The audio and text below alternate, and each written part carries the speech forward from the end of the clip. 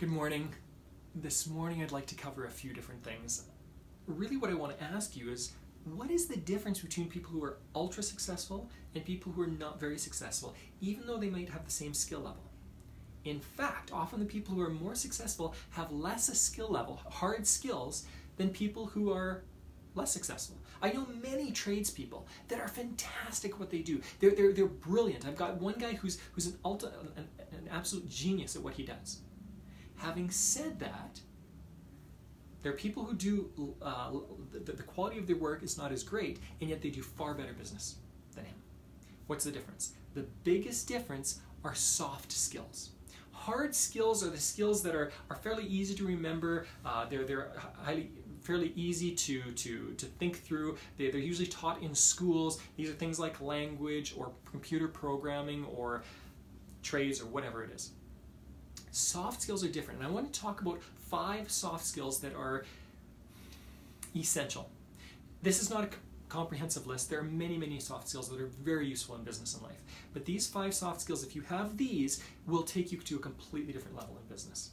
The first is influence. And if I was to give anybody with a magic wand the most important soft skill on the planet, what I'd probably encourage them or what I'd give them is influence. If I could give my kids anything, I'd give them influence. Why? Because when you have influence, when you have the soft skill of influence, it includes many other soft skills, and I'm going to give a couple others right away. When you have the soft skill of influence, you can now have an impact on the people around you.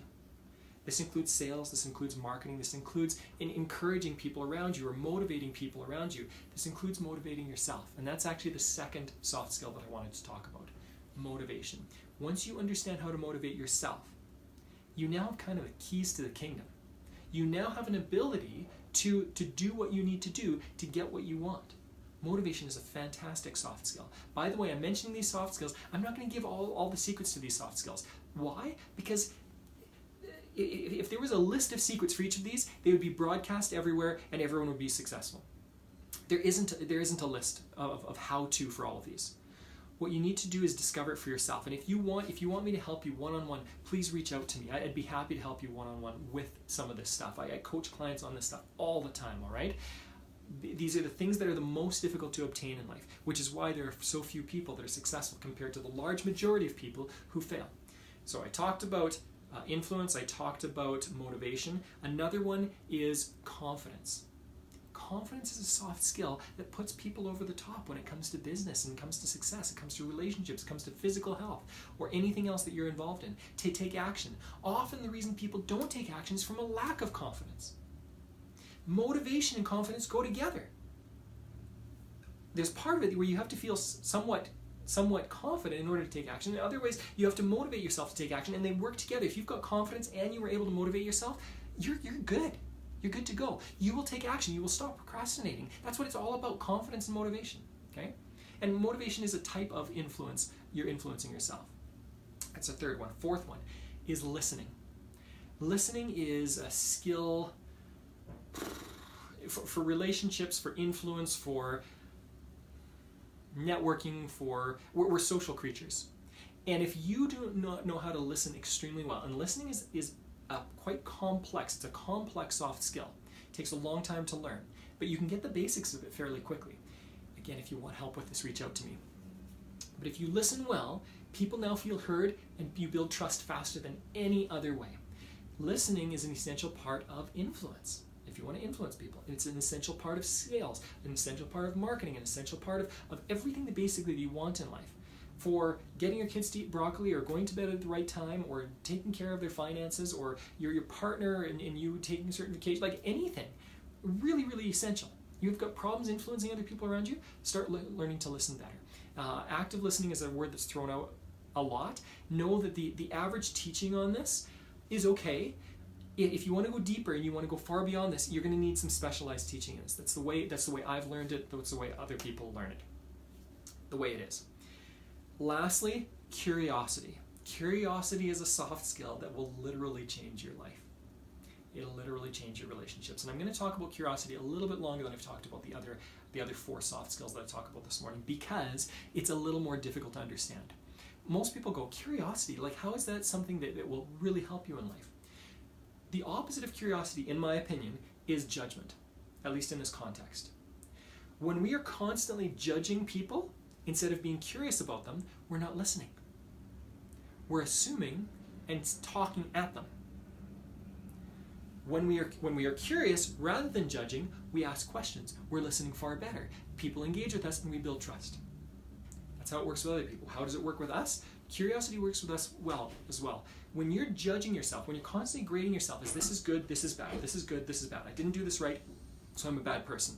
I didn't do this right, so I'm going to fail in business. When we're judging ourselves constantly, our confidence takes a hit. And we actually go downhill. That's typically, again, why we procrastinate. We are judging situations. We're judging ourselves in different ways. When we are curious, we actually take far more action in life. We can motivate ourselves better, and we go easier on ourselves. For example, if you're really hard, typically the average person I know is a far harsher critic of themselves than they would ever be for anyone else on the planet, and than anyone else is for them. And we learn this honestly when we're young.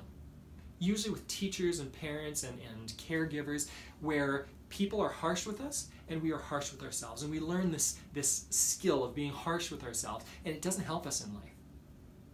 What would it be like if when you go to bed, you think about how well you've done and you're actually really excited?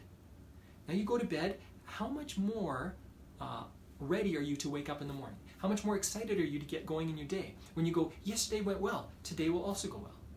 That's what happens with confidence, and it comes through a curiosity or a curious standpoint or perception of the world, rather than a judgmental.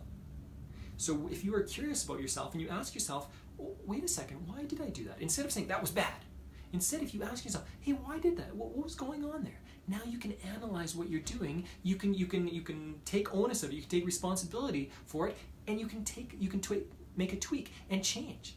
Without curiosity, you're not going to make changes in life. So curiosity is a very highly underrated soft skill there. Let me know what you think about those. These are a ton of soft skills. And again, if you look at people like Bill Gates or Warren Buffett or Oprah Winfrey, if you look at successful athletes, if you look at successful actors and actresses or whoever it is, consistently their soft skills are through the roof. Often they have very strong soft skills. No, it's not 100%. There are people I can think of right now, and I'm trying not to give too many names because I don't want to call anyone out on this specifically, but there are people that I know that are very they seemingly successful. They have hit certain metrics that are fantastic. They've been at the top of their field, and they don't have some of these soft skills. Typically those people, and you can probably think about some of yourself, typically those people don't last all that long, and the people who do usually have some other things going for them. Soft skills are essential. And sometimes those people aren't great at listening or whatever, but they do have other ways to influence, called manipulation. But I don't believe that that's what you want. What can I call you out for this morning? What action step can you take this morning? What I'd like you to do is ask yourself those 5 skills. Go through them and see if I can remember them. You got motivation, you have influence, you have curiosity, listening skills, and confidence. I want you to write down all 5 of those on a sheet of paper, and then ask yourself, which one of these do I need? And maybe you need to work on all of them. I know that I constantly need to work on all of them, because you can always get better. Soft skills are very difficult to master. I don't know if anyone's ever mastered them completely. Write them down and then ask yourself, what is the one that I could work on for the next 3 to 6 months? Yes, 3 to 6 months. Master it. Maybe not completely master, but get good at it. Get way better at it. If you do that, it's going to make a difference in your life. If you work on one per day for the next 5 days, you're not going to be good at any of them, and it's not going to make a significant difference. So write them out, ask yourself what you can do, and then develop a little bit of a plan. How can I develop this soft skill a little bit more over the next few months?